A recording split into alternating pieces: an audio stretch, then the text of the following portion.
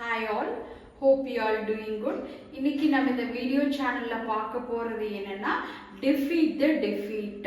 அதாவது நம்மளுக்கு ஏதாவது துன்பம் வந்துருச்சுன்னா அந்த துன்பத்துக்கே திருப்பி துன்பத்தை கொடுத்துறது. இதுக்கு எக்ஸாம்பிளா நம்ம பார்க்க போறது தான் ராஜாஜி அவரோட லைஃப் ஹிஸ்டரி. ராஜாஜி அவரோட ரியல் நேம் வந்து ராஜகோபாலாச்சாரி. இவர் வந்து ஹொசூரை சேர்ந்தவர். இவர் வந்து freedom activist, politician, ex-CM of Tamil Nadu and also barrister.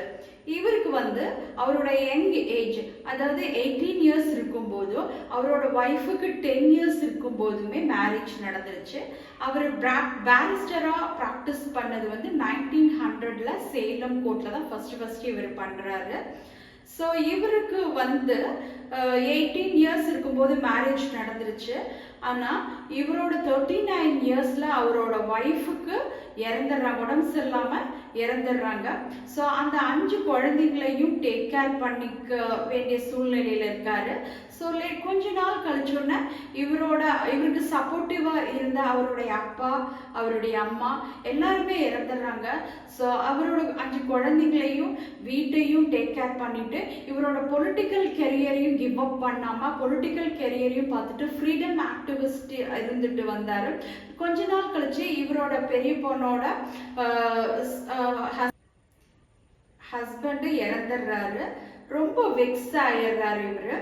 நம்ம எல்லாருக்குமே ஒரு கஷ்டம் வந்துருச்சுன்னா கடவுள்கிட்ட சாமி எனக்கு அதை கொடு இதை கொடு அப்படின்னு கேட்டுக்குவோம். அது நமக்கு கொடுக்கலாம் அப்படின்னா நம்ம கோவிச்சுக்குவோம், கடவுளே இல்லை அப்படின்னு சொல்லுவோம். ஆனால் இவருக்கு வந்து இடைவிடாத துன்பம் வந்துட்டே இருந்துச்சு.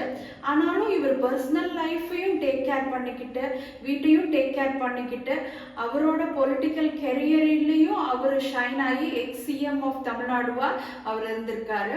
ஸோ அவர் வந்து அதாவது இதுக்கு மேல கடவுளே எனக்கு எந்த துன்பத்தையும் கொடுத்துட முடியாது, நான் ஆல்ரெடி எல்லாமே நான் அனுபவிச்சுட்டேன், இதுக்கு மேலே எனக்கு எந்த துன்பத்தையும் கொடுத்துடக்கூடாது அப்படிங்கிற ஒரு ஸ்டேஜில் அவர் ஒரு சாங் எழுதுறாரு. லேட்டரான் அந்த சாங் வந்து MS சுப்புலட்சுமி படம் இது ரொம்ப ஃபேமஸ் ஆகுது. அவர் எழுதின ஒரே ஒரு சாங்கும் இதுதான். அது என்னன்னு பார்த்தீங்கன்னா குறையொன்றும் இல்லை மறைமூர்த்தி கண்ணா அப்படிங்கிறது தான். தேங்க்யூ. கீப் வாட்சிங்.